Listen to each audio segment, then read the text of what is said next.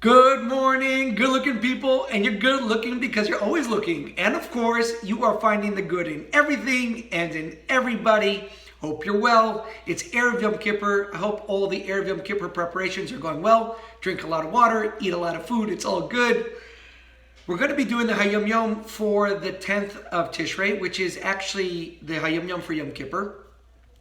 The Hayom Yom of the day actually has a ton of instructions and minhagim of Chabad.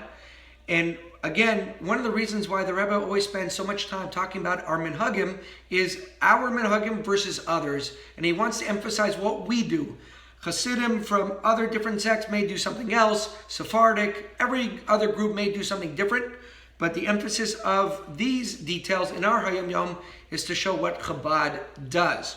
Now, before we go into the Hayom Yom, Reb Levi Yitzchak of Berditchev once said, there are two fasts during the year that are the easiest of all of them. Can you guess? One is Tisha B'Av and the other one is Yom Kippur. He says, on Tisha B'Av, we're reading about the destruction of the temple, and it's such a sad day. Who could even have an appetite and want to eat? And then he said, on Yom Kippur is such a holy day. We're so spiritual. We're so elevated.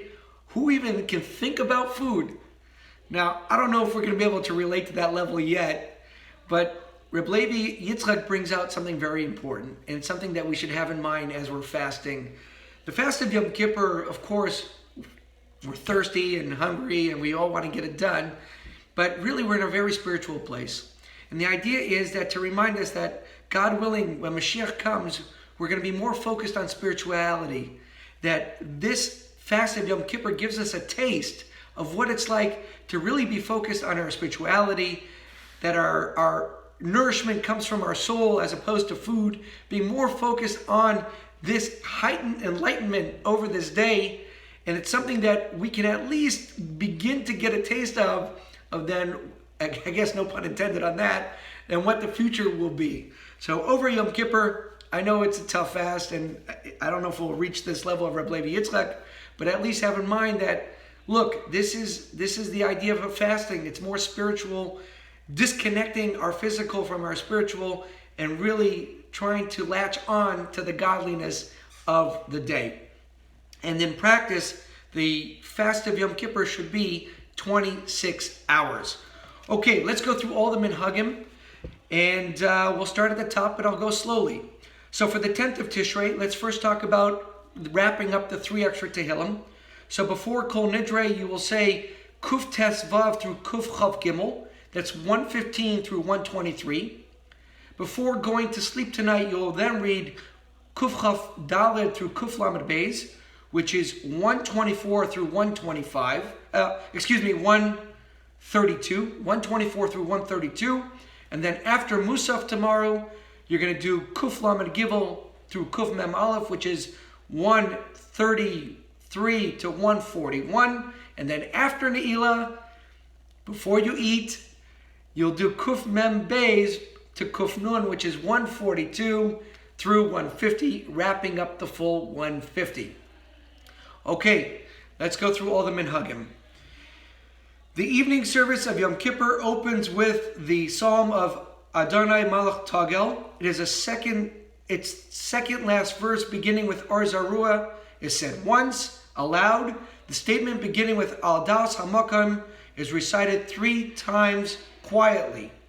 The opening stanza of the beginning of Kihine Kachomer is not repeated as a refrain at the end of each subsequent stanza.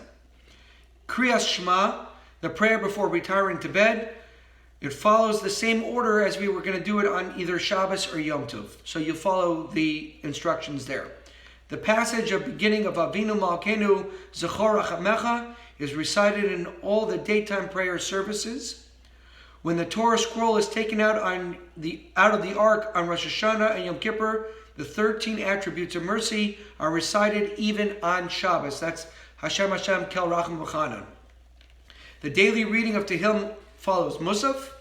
The Haftarah recited during the afternoon service on Yom Kippur, which is Maftir Yonah, begins Vayhi Dvar, and it continues until Behema Rabbah.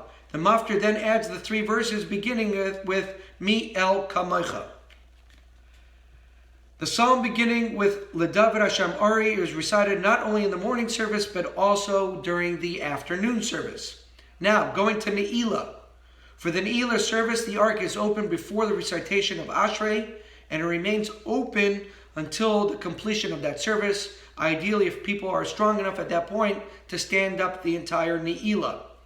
In the Kadeshim, which are, when we're saying Kaddish, recite before and directly after Ne'ilah, the Shliach Tzibor says, Le'ela u'la'ela. This is during the Ne'ilah service.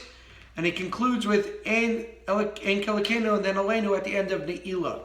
The Kohanim do not bless the people in the course of that service. So there's no Birchas Kohanim during Ne'ilah.